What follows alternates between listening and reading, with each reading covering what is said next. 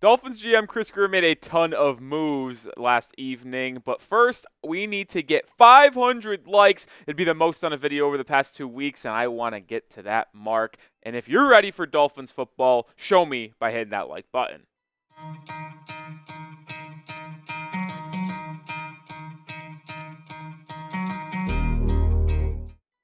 I am Nic Rohloff. This is Dolphins Today by Chat Sports. The Dolphins were quite busy yesterday afternoon. They made 8 roster moves. We talked about the signing of Anthony McFarland Jr. earlier yesterday, but they were not done as they placed 4 people either releasing them or on IR, which ended their season. And they also signed a total of 4 players yesterday to complement the roster ahead of the final Dolphins preseason game.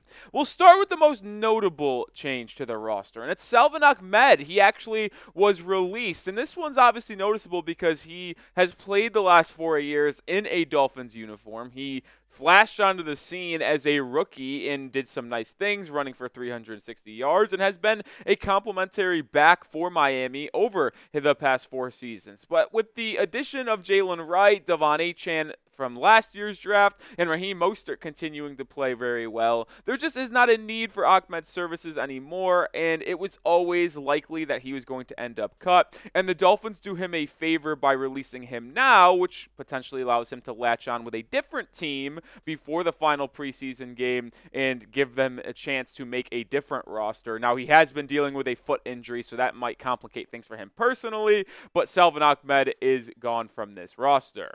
Willie Snead was placed on IR, the former New Orleans Saint wide receiver who has played in the last 2 preseason games for the Miami Dolphins. He did absolutely nothing, and he took an absolute shot over the middle of the field on Saturday's game against the Washington Commanders, left with an injury, ultimately placed on IR, which ends his season. Willie Snead was never going to make this team, but it was a little odd that his tenure in Miami ended so quickly.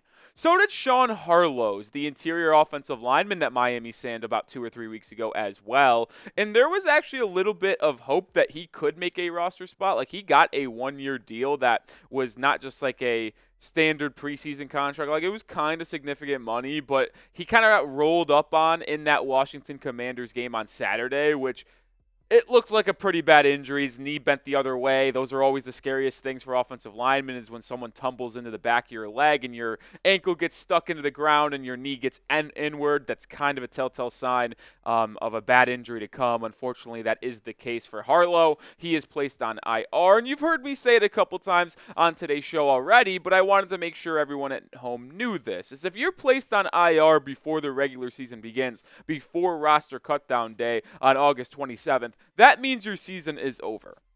It's unfortunate, but it is the case. If you get placed on IR after August 27th, when rosters are trimmed down to 53, you can miss, 4, 8 games, something like that. But if you're placed on it before, season is done.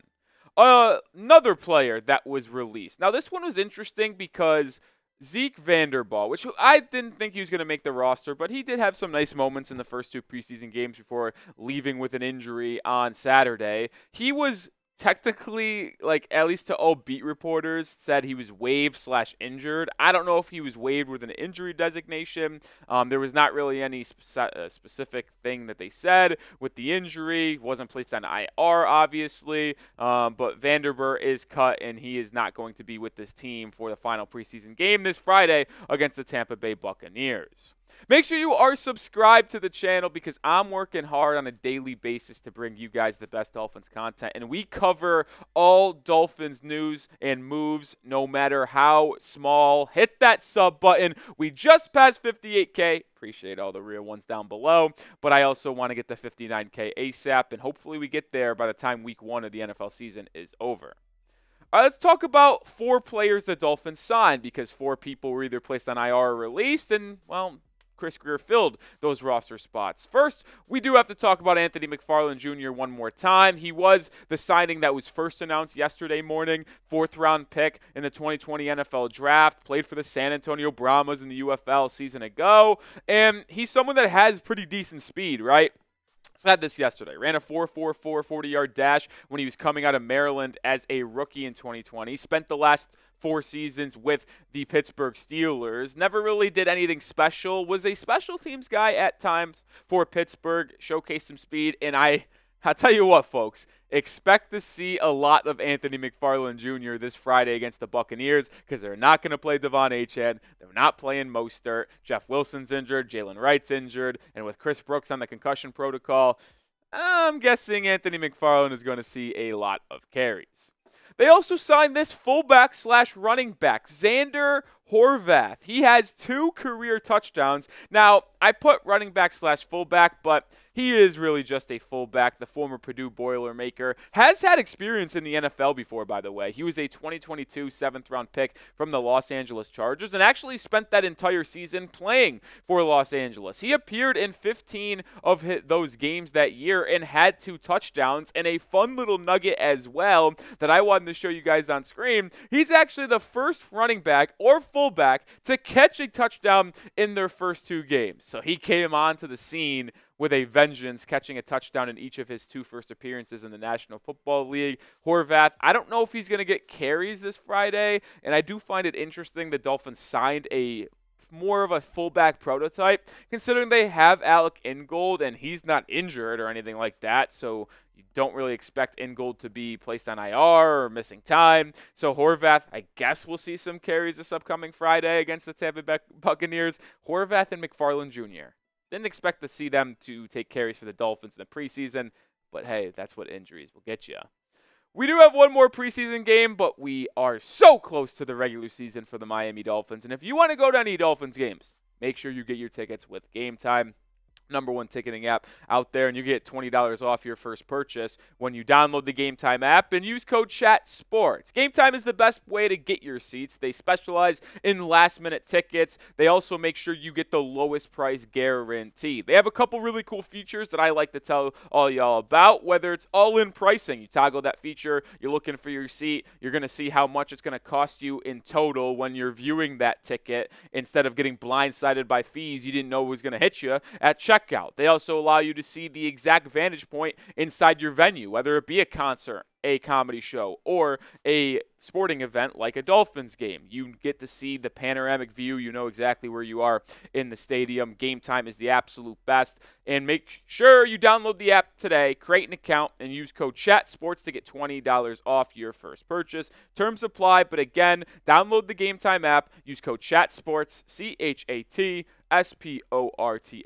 to get $20 off your first purchase. Game Time, lowest price, guaranteed. Get your tickets today. The Dolphins made 2 more signings to pair up with the 2 backs of Anthony McFarland Jr. and Horvath. Jadon Janke, hopefully I'm saying that right, and Dequan Jackson, a wide receiver and a linebacker. Those 2 guys have not played in the league before. Jackson was with the Jaguars last season on the practice squad. Janke was with the Texans earlier this offseason before getting released and coming to the Miami Dolphins. With Willie Snead out, they replace him with Janke. And I do find it interesting that if you really looked at what 4 players left Miami, right? You have a linebacker leaving, a wide receiver leaving, an interior offensive lineman leaving, a running back getting cut, and they replaced with those 4 guys a fullback, a running back, wide receiver, and linebacker. There's a reason for that. I'll tell you why in just a second. But let me know which move surprised you the most, whether it be releasing Salvon Ahmed, signing one of these guys. Let me know which move today surprised you the most. There was 8 of them, so let me know which one it was. I kind of just alluded to it, but when you see players get released this late in camp and these random dudes get signed to Miami's team, like, they're just bodies to fill a position need for the final preseason game. Like, there is not by any stretch of the imagination an idea that any of those 4 players that were signed is going to make this team. And I think that's tough and harsh to say, but it's the God's honest truth. And what do I always tell you, folks? I'm never going to lie to you. I'm always going to tell you the truth around the Miami Dolphins. And it's unfortunate, but it is what it is. But I did want to touch on Salvon Ahmed one more time before we got out of here, because his time did end with the Fins, and he did have an illustrious career. I mean, illustrious might be a strong word, but it was productive. Remember that 2020 season when he came on and only played in 6 games down the stretch of that year, but ran for 319 yards, caught 11 balls for 61, and had 3 tutties. And Dolphins fans were always one like thinking, okay, maybe Ahmed, if he can stay healthy, can be a nice 2, a nice 3 in a running back room. Never thought he was going to be a 1, but a nice little complimentary back in the passing game as an elusive guy could work. He's always been a solid pass catcher. He was called on to do some things for Miami last year due to all the injuries to Devon Achane, Raheem Mostert, and Jeff Wilson, but he has not been healthy this training camp and preseason. And the Dolphins have their running backs, dude. They really, really do. We talked about it a little bit earlier.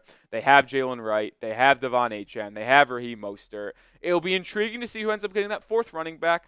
It really is. I always thought it was going to be Chris Brooks. I always projected that. But with him in concussion protocol, if that is like a 2-week, 3-week thing, does Mike McDaniel want to keep him on the roster? Or maybe they keep the experienced Jeff Wilson Jr., who I still believe should be cut. But either way, the Dolphins have their top 3 RBs. I think it is the best running back room in football. Do they have the best running back? Absolutely not. But when you combine the services of Wright, Mostert, Achane, you are going to see the most productive running back room in the National Football League reside in Miami.